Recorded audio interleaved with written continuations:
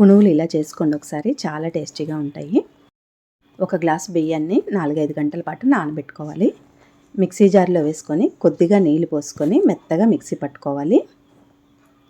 దీంట్లోకి ఉడికించిన ఆలూని వేసుకోవాలి.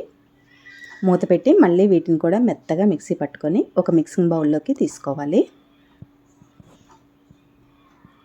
పిండి ఈ విధంగా ఉంటే సరిపోతుంది. దీంట్లోకి రుచికి తగినంతగా ఉప్పు, కొద్దిగా జీలకర్ర, ఒక చిటికెడు సోడా ఉప్పు వేసుకొని మొత్తం ఒకసారి బాగా కలుపుకోవాలి.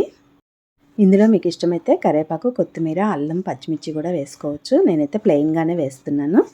స్టవ్ పై కళాయి పెట్టి దాంట్లో కొద్దిగా పునుగుల్లాగా వేసుకోవాలి. అటు ఇటు తిప్పుకుంటూ మంచి కలర్ వచ్చే వరకు వేయించుకున్నారంటే మనకు పునుగులు రెడీ. పల్లి చట్నీతో సర్వ్ చేసుకుంటే చాలా టేస్టీగా ఉంటుంది.